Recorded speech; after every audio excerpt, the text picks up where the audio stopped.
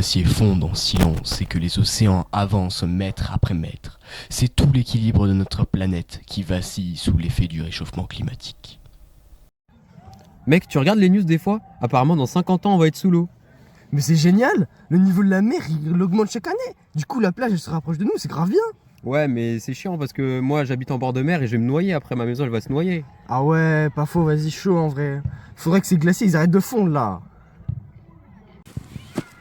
Eh ben non, enfin en partie. Si les glaciers arrêtent de fondre, on pourrait penser que le niveau d'eau arrêterait d'augmenter. Mais ce n'est pas réellement le cas. Le niveau de la mer peut encore augmenter. Mais comment est-ce possible? Bonjour.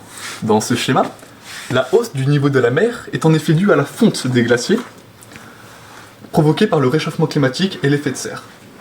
Mais ce réchauffement climatique global a aussi des répercussions directes sur le niveau de la mer. L'augmentation du niveau de l'océan est liée à plusieurs facteurs, notamment un facteur lié à la température de l'eau. Ce nouveau phénomène se nomme la dilatation thermique. La dilatation thermique est l'augmentation de la masse volumique de l'eau. Plus l'eau est chaude, plus l'eau se dilate. C'est ce qu'on peut observer l'été en laissant un ballon au soleil. Quelques heures, au bout de quelques heures, le ballon sera très gonflé. L'eau fonctionne comme le gaz. Quand des rayons infrarouges réchauffent un corps ou une surface, cela entraîne l'expansion de son volume.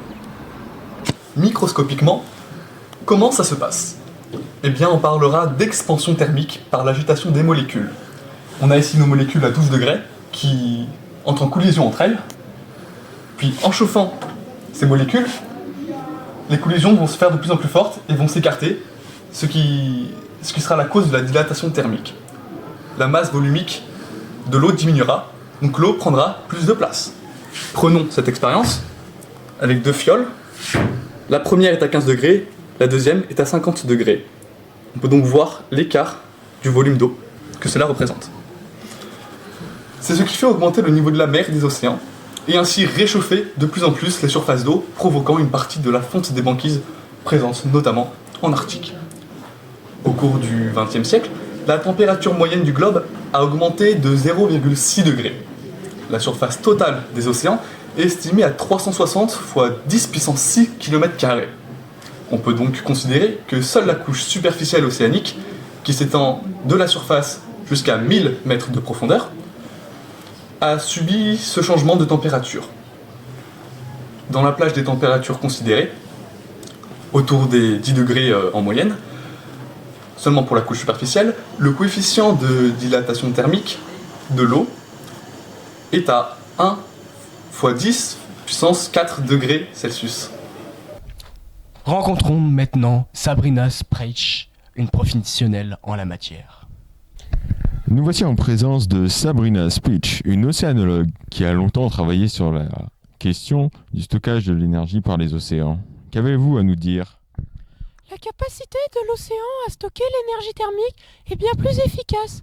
Absorption de 93% de l'excédent d'énergie résultant de l'augmentation de la concentration atmosphérique des gaz à effet de serre dues aux activités humaines, que celle des continents, 3%, et celle de l'atmosphère, 1%. Cette capacité thermique élevée de l'océan lui permet de stocker l'essentiel du surplus d'énergie venant du forçage radiatif positif. Ainsi, des mesures de température océanique collectées sur les 5 à 6 dernières décennies sur 1000 à 2000 mètres de profondeur montrent que les couches superficielles, les 300-500 premiers mètres, mais aussi les couches profondes de l'océan se réchauffent, notamment au niveau des hautes latitudes. Ce stockage d'énergie thermique a de nombreuses conséquences, par exemple la montée des eaux. L'océan se réchauffant se dilate et donc son volume augmente. Et sur la circulation des courants océaniques, comme l'océan est doté d'une inertie thermique importante et d'une dynamique plus lente que l'atmosphère, il mémorise plus longtemps les perturbations qui l'affectent. Ainsi, l'accumulation d'énergie des océans rend le changement climatique irréversible à des échelles de temps de plusieurs siècles. Mais quelles sont les causes de cette dilatation thermique, responsable en partie de la hausse des surfaces d'eau? C'est une très bonne question. Et pour cela, il faut se rendre à l'origine du réchauffement climatique, dont les principales causes sont les activités humaines. C'est dans les zones industrielles que la plupart des gaz à effet de serre sont émis. Les rejets des entreprises, les particuliers qui sont consommateurs en masse, mais aussi l'agriculture et la déforestation. Mais pourquoi la déforestation? Eh bien, les espaces verts, comme les forêts, pratiquent la photosynthèse et vont absorber le CO2. Cette branche absorbe avec la lumière du soleil le CO2 pour envoyer de l'O2. Les pertes de ces espaces verts ne va faire qu'augmenter le taux de CO2 dans l'atmosphère.